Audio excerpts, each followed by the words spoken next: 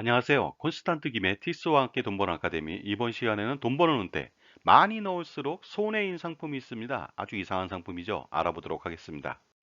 금융 상품을 가입할 때 일반적으로요. 고액이 유리합니다. 예를 들어서 매월 100만 원 내는 것보다는요. 1000만 원 내는 것이 훨씬 더 유리합니다.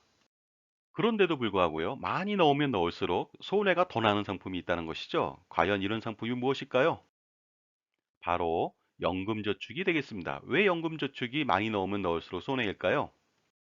연금저축을 가입하는 이유는 여러 가지 메리트가 있기 때문입니다.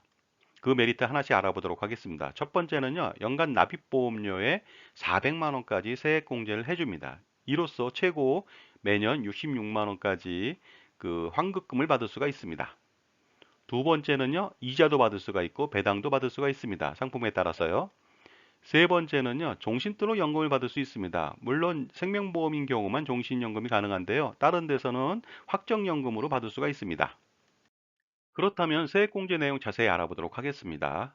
사업자인 경우 4천만 원 이하자, 그 다음에 근로자인 경우 5,500만 원 이하자인 경우에는요, 세액공제율이 16.5%입니다. 따라서 400만 원을 넣었다. 그러면 400만 원 세액공제 받으면 66만 원까지 환급을 받을 수가 있습니다. 그런데 2020년부터 2022년도까지는요, 만 50세 이상인 사람한테는 600만 원까지 세액공제를 해주다 보니까요, 600만 원 넣었다. 그러면 99만 원까지 환급을 받을 수가 있습니다. 그리고요, 사업소득이 1억 원 이하이고, 그 다음에 근로소득이 1억 2천만 원 이하인 경우에는 13.2%, 따라서 400만 원 세액공제 받으면 52만 8천 원을 환급받고요. 그 다음에 600만 원인 경우에는 79만 2천 원까지 받을 수가 있습니다. 그 다음에 그 사업소득 1억 원 초과, 그 다음에 근로소득 1억 2천만 원 초과자인 경우에는 13.2%인데요. 그 세액공제는 300만 원까지만 가능합니다. 따라서 39만 6천 원을 환급받을 수가 있습니다. 그렇다면 세액공제 효과 알아볼까요? 매월 33만 4천 원씩 12개월을 납부한다. 그러면 400만 원이고요. 거기에 대해서 세액공제 받는다면은 연말정산 때 최고 66만 원까지 환급을 받을 수가 있습니다. 33만 4천 원 내고 66만 원을 받는다. 1년 안에. 어느 정도 이율인지 아십니까? 연 30.4%가 되겠습니다. 엄청난 이율이 아닐 수가 없죠. 그런데 30년 동안 매년 400만 원씩 세액공제 받는다. 그렇다면 1억 2천만 원 내거든요. 그랬을 때 세액공제로 환급받는 돈만 1980만 원이 되겠습니다. 이거 전부 다 어떻습니까? 세금 없이 비과세로 받는 거죠? 거기다 이자까지 받을 수가 있습니다. 하지만 세금도 뗍니다. 세금 좀 알아볼까요? 첫 번째는요, 연금을 받지 않고 중간에 해지했다. 그랬을 때 기타 소득세를 16.5% 뗍니다. 이때 기타 소득세는요, 환급금 대비해서 뗀다는 건 주의하시기 바랍니다. 이익금에 대해서 하는 것이 아니라 전체 금액에 대해서 16.5%를 뗍니다. 물론 부득이하게 해지하는 경우에는요, 예를 들어서 천재지변, 사망, 해외 이주, 뭐 파산, 개인 회생 절차, 돌입 이랬을 때는요, 16.5가 아니라 3.3에서 5.5%를 뗍니다. 연금 수령 시 연금소득세 과세와 동일합니다. 그리고요, 일시금이 아니라 연금을 받았을 때는요, 나이에 따라서 연금소득세를 또 뗍니다. 확정형 연금인 경우에는요, 3.3에서 5.5인데요. 예를 들어서 80세 이상인 경우에는 3.3이고요. 그 다음에 70세 이상인 경우에는 4.4, 그 다음에 70세 미만인 경우에는 5.5%를 뗍니다. 거기다가 종신형 연금으로 수령했을 때는요, 80세 미만은 4.4, 80세 이상은 3.3% 떼니까 얼마 안 되죠. 그리고 1200만 원 이하의 연금을 받았을 때는 선택적으로 분리과세할 수 있고요. 1200만 원을 초과했을 때는 종합소득세 신고를 해야 됩니다. 따라서 해지 가산세, 해지 소득세를 물 때는 손실이 좀 발생할 수가 있고요. 연금 소득세는 뭐 그다지 뭐 크지 않고 미미하다고 볼 수가 있습니다. 그렇다면 해지 사례 알아보도록 하겠습니다. 자, 예를 들어서요. 그 해지 가산세는 16.5%를 떼는데 이익금에 대해서 떼는 것이 아니라 전체 해약 환급금 대비해서 뗀다는 점 알고 계시죠? 계산해 보도록 하겠습니다. 납입액이 4천만 원입니다. 근데 해약환급금이 3,500이에요. 줄었죠? 그러면 3,500에 대해서 16.5%, 577만 5천 원을 뗀다는 뜻이 되겠습니다. 그렇다면 각종 혜택이 많은 연금저축 왜 많이 내면 안 될까요? 여기에 대해서 알아보도록 하겠습니다. 연금저축을 많이 넣으면 넣을수록 손해가 난다는 뜻은 뭐냐면요. 세금 때문에 그렇습니다. 알아보도록 하겠습니다. 연금저축은 매년 1,800만 원까지 납입이 가능한데요. 만약에 1,800만 원을 다 납입하는 사람이 있다. 매월 150만 원씩이요.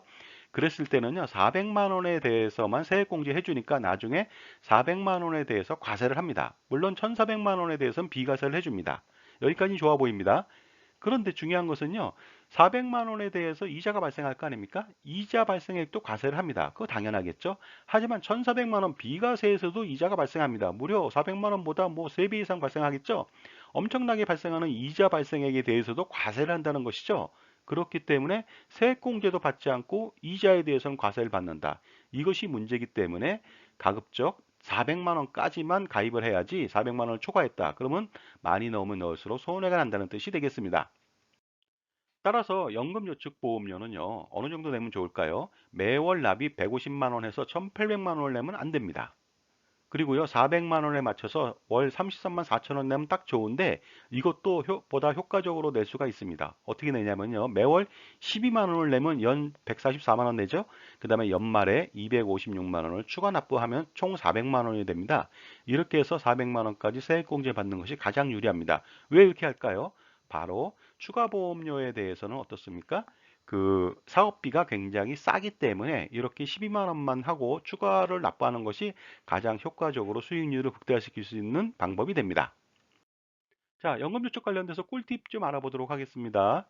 첫 번째는요, 납입 기한을 최대한 길게 해야 됩니다. 80세 만기 정기납까지 할 수가 있겠죠. 왜 그럴까요? 연금저축은 연금을 받기 위해서 가입하는 것보다는요, 연금세액공제를 받기 위해서 가입하다 보니까 최대한 길게 해야 되겠죠. 그리고 혹시나 납입 기한이 짧게 한 사람이 있습니다. 10년짜리 뭐 이렇게 했다. 그랬을 때는 납입 기한 연장 신청하면 되겠습니다. 그리고 두 번째는요, 연금저축 해지를 하는 경우도 있겠죠. 물론 해지 말고 약관 대출을 받을 수가 있습니다만은요, 만약에 부득이하게 연금저축을 해지했다. 그러면 소득이 없는 연도에 실시한다면 효과적이겠죠.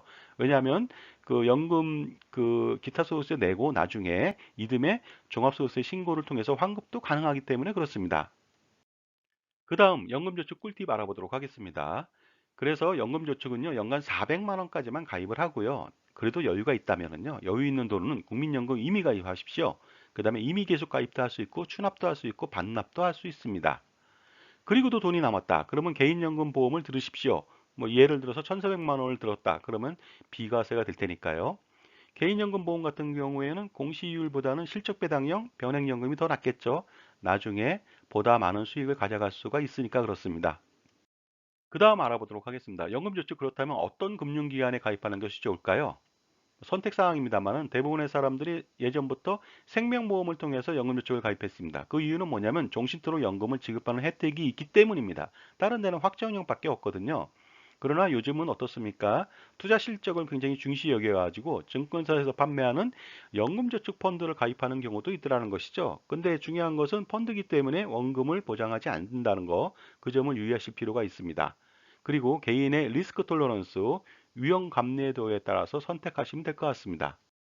자, 지금까지요. 많이 내면 낼수록 손해인 연금저축 상품에 대해서 알아봤고요. 효과적으로 연금저축을 활용하는 방법에 대해서도 알아봤습니다. 감사합니다.